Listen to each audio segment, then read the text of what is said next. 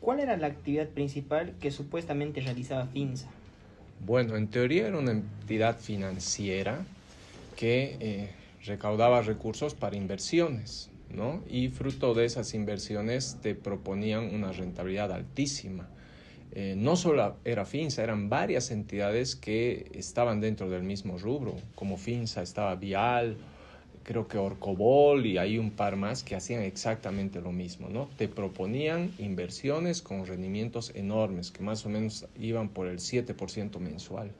Si tú haces cuenta, 7% mensual, estás hablando de más del 80% al año. Eso no existe en el mundo, en ninguna parte del mundo. Si a vos te dicen 7% mensual, tienes que correr de ahí. Pero claro, era un gancho interesante y hay personas que empezaron a dar su plata y les volvía la plata. Pero les volvió la plata a los primeros que entraron, que fueron el gancho para publicitar esto. Entonces, cuando ya entraron segundos, terceros, cuartos al negocio, la plata ya no volvía, porque era insostenible, no había inversiones que te generen eso, ¿no? Y ahí hubo el problema de que al no volver la plata, al no tener realmente la retribución de lo que te habían dicho, no solo no recibías ganancias que esperabas, sino también no recibías el capital que habías invertido, ¿no? Entonces todas estas empresas fueron cayendo, como Finsa, muchos más. Finsa fue de la que más recaudó, ¿no? ¿Qué monto total se estima que fue estafado en este caso? Uy, les soy sincero, no tengo el dato. Pero lo que sí puedo decirles que hace muchísimo, muchísimo. Ha sido un caso muy, muy sonado en Bolivia, en Cochabamba, que muchas de estas empresas eran constituidas en Cochabamba, ¿no? Pero ha tenido su efecto nacional y fuertísimo, ¿no? ¿Qué tasa de interés mensual ofrecía Finsa en sus inversionistas? Aprox 7%, ¿no? Habían otras empresas que también te ofrecían rentabilidades similares, ¿no? Pero el aprox era de 7% mensual.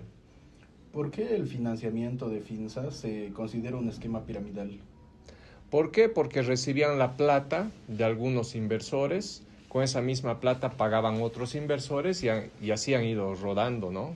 Recibían más dinero, pagaban a otros inversores, recibían más dinero, pagaban a otros inversores. Hasta que llegó el momento que ya había muchos inversores que querían recibir su plata, pero ya no les alcanzaba, porque no seguían recibiendo más dinero, ¿no? Todo tenía un límite, el mercado cochabambino, el boliviano tuvo un límite de nuevos inversionistas, por lo cual ya no había nuevos inversionistas, o por lo menos no tantos como para recaudar dinero y pagar a los primeros inversionistas, ¿no? Entonces ahí murió la pirámide. ¿Qué estrategia utilizaba para captar a los ahorros públicos? O sea, su principal estrategia era visualizar el pago rápido con una tasa de rentabilidad alta, ¿no? Entonces ahí la gente sentía que efectivamente era real, ¿no? Que era real, que te pagaban harto, ¿no? Y tú veías familiares, amigos que recibían el dinero. Entonces eso provocaba cierta confianza en el hecho de que sí tenían rentabilidades altas, ¿no? Pero claro, al ser piramidal cayó en algún momento. ¿Estaba Finsa regulada por el sistema financiero? No. Pasa que este tipo de entidades entraron en un esquema fuera del sistema financiero, de lo que era la ASFI, ¿no? Obviamente estamos hablando de esto de tal vez hace unos más de 30 años atrás. Fácil más de 30 años atrás. Y en ese tiempo también nuestro sistema financiero no tenía tanta regulación, ¿no? Estamos hablando de que la última ley de entidades financieras se ha realizado hace un par de años, ¿no? Entonces ahí se han regulado a varios tipos de entidades financieras, por ejemplo las casas de cambio.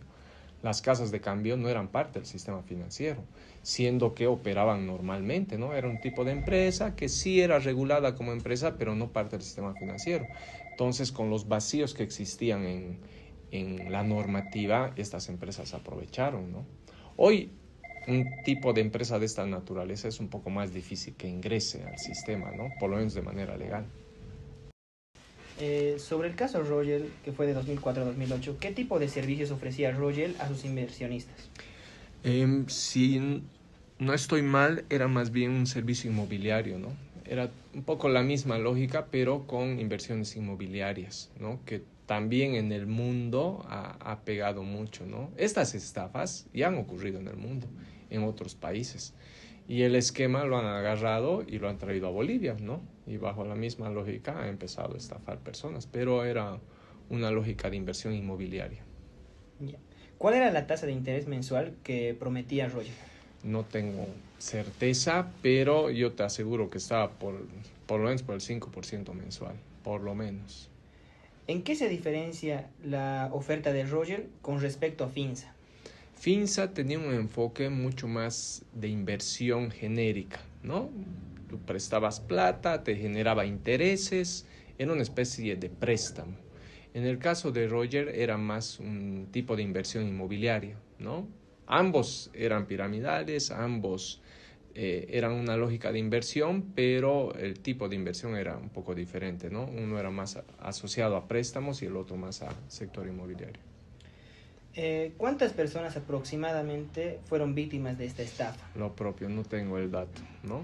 Sin embargo, yo creo que Finsa ha tenido mucho más impacto que Roger, porque además, en el caso Finsa, han habido muchas otras empresas similares, ¿no?